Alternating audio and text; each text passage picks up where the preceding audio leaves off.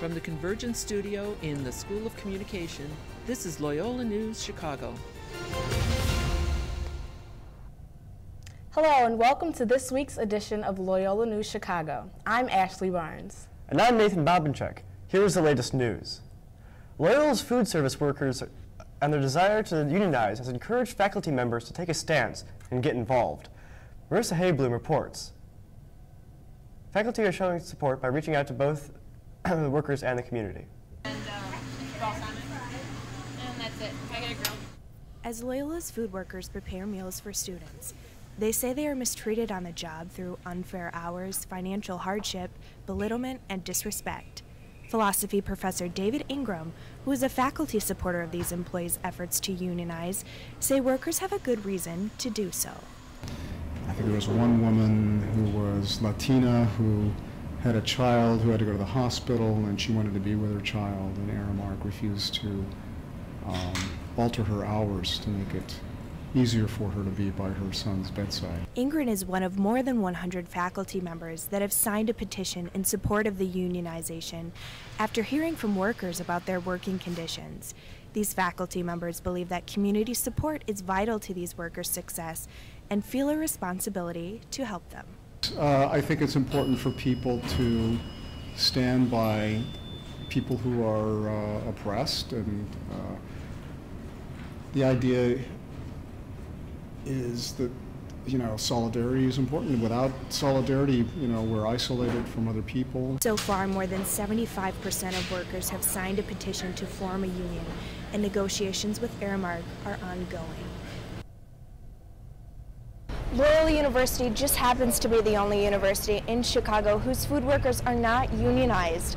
We tried to get in contact with Aramark this afternoon, but they were unavailable for comment. Back to you in the studio. Thanks, Marissa. We'll have more on this story as it develops. Many Loyola students are racking up loan debt, and now we have some numbers to show just how much. Loyola's Student Financial Aid Director says roughly 70% of students end up taking out loans, with an average total debt around $18,000. By the time they graduate, these days, most of the loans are taking out are federal, not private. Most loans take about 10 years to pay out. You can find out more in this week's edition of the Loyola Phoenix. And you may see a lot of people sporting purple around the Loyola campus, and there's a reason. October 20th is designated Purple Day, a day to raise awareness for the gay and lesbian community. Wearing purple signifies the harassment of the members of the LGBTQ community face, as well as recognition of the recent suicides of gay youth. Loyola's campus is participating in the event by having students decorate purple hands with encouraging phrases and promoting awareness about the issue. Bullying happens everywhere, and Loyola is no exception, and so we want to reach out to people that are being bullied and show them that there are people out there that support them and that this is not something that will be tolerated. Gay adolescents who report higher levels of out-school bullying and victimization also report higher levels of substance abuse and suicidal thoughts, also risky behaviors. Loyola's theater program is kicking off its main stage season. The first production is Timberlake Wurtenberger's play, Our Country's Good. Most people know that Australia started out as a prison colony. But did you know that one of the first things those prisoners did was put on a play? Our Country's Good is based on the historical fact of the performance of The Recruiting Officer, which is an Irish play by a man named George Farquhar. Within the first year of the convicts landing on New South Wales in the founding of the convict colony that became Australia in 1789. Converting the Milady Theatre into an Australian wilderness was left to student set designers, led by artistic director Tim Mann. My idea came straight off of something that Anne talked about in our first production meeting. I'm going to get this wrong, though. I believe she said, I see sails, sand, sun. I think it's a wonderful opportunity to see a group of really talented Loyola students. It's a mixture of seniors, sophomores, transfer students, but it's an opportunity to see a real cross-section of our theater program in the DFPA, and I think to really celebrate the strength of the education that we provide here. The show finishes its run this weekend. Thursday, Friday, and Saturday night, the play begins at 7:30 p.m. And on Sunday, there's a matinee at 2 o'clock. You can buy tickets online or at the box office in CFSU. We all know Homer Simpson is dedicated to Duff beer and donuts, but is he also a dedicated Catholic? Well, Rome says he is. The Vatican newspaper has declared that Homer Simpson is Catholic. The paper cites a 2005 episode where the Simpsons meet with a Jesuit priest to discuss conversion.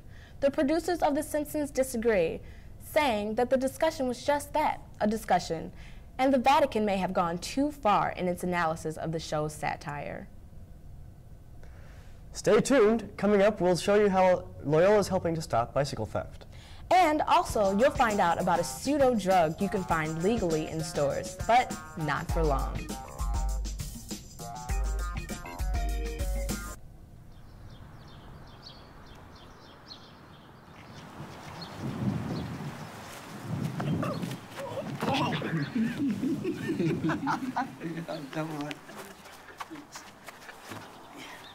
How you feel? How you feel? I'm feeling good. Spin me, spin me. Gotcha.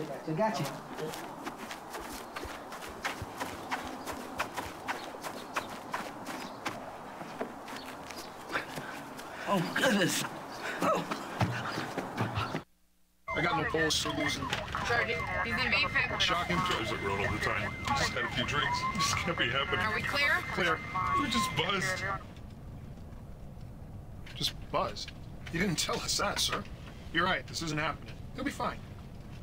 I feel good. Really? No, not really. Buzz driving. Maybe we should stop acting like it's no big deal. Shocking.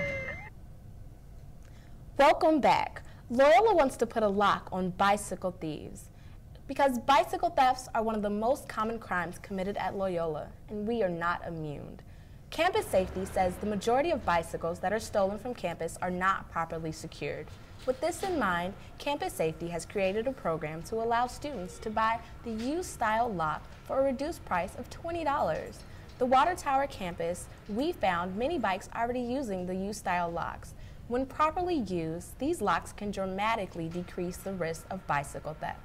Check with Campus Safety to buy a lock. While the debate to legalize marijuana is on everyone's mind, people should take a closer look at what's really available in their local smoke shop. Catherine Murphy reports that you might be surprised at what you'll find. K2, also known as spice or legal pot, is at nearly every smoke shop in Chicago. Marketed and labeled as incense, the product is legal. For now, anyway. K2 is composed of various herbs and a synthetic version of THC, a key ingredient in marijuana. It's 2 molecules below marijuana, I think. The effects of smoking K2 are similar to that of smoking marijuana, and it is even referred to as a synthetic alternative to marijuana. But unlike marijuana, smoking K2 will not affect the results of a drug test. I heard of marijuana that wasn't detectable on drug tests. While K2 is banned in only a few states nationwide, it has been outlawed by the U.S. military as well as the UK. According to the official website for K2, they've created a new blend that is currently legal everywhere, even in the banned states. It's an okay product. I've used it twice before. All of the 6 smoke shops I went to refused to talk about K2, but offered to sell me 3 grams for $30. The Sinbad Hookah shop doesn't sell K2. Just the fact that it's going to be illegal and that it's supposed to be very similar to marijuana, we want nothing to do with it because there can't be anything good that comes from that. So that's why we just don't sell it. Bustami says that smoking tobacco from a hookah and smoking K2 are completely different things with different effects. An employee here shared the same sentiment. We don't associate with K2 at Sinbad because it kills the relaxing environment of the hookah lounge itself. Whether people buy it to use it as incense or to smoke it, it won't matter. Too many have ignored the not-for-consumption label, and Governor Pat Quinn has passed a law making the substance illegal in Illinois the first of the year. Catherine Murphy, Loyola News, Chicago. K2 will be added to the list of controlled substances in Illinois, and it will be a Class 2 felony to sell it once the law goes into effect. Ever wonder why men and women use different deodorant? And no, it's not because of the scent. In a new study published in the Journal of Experimental Physiology, researchers found that men perspired significantly more than women, but they have yet to explain why. However, researchers speculate testosterone has a bit to do with it. There's a new iPhone app out causing a bit of trouble. It's called the Ugly Meter. By using the iPhone's camera to capture an image and analyze it with facial recognition software, the Ugly Meter gives an ugliness rating of 1 to 10, with 10 being the worst. Well, on that note, it's time for us to get our beauty sleep so we can soar slow on the Ugly Meter. Thanks for watching. Check us out next week for more Loyola News, Chicago.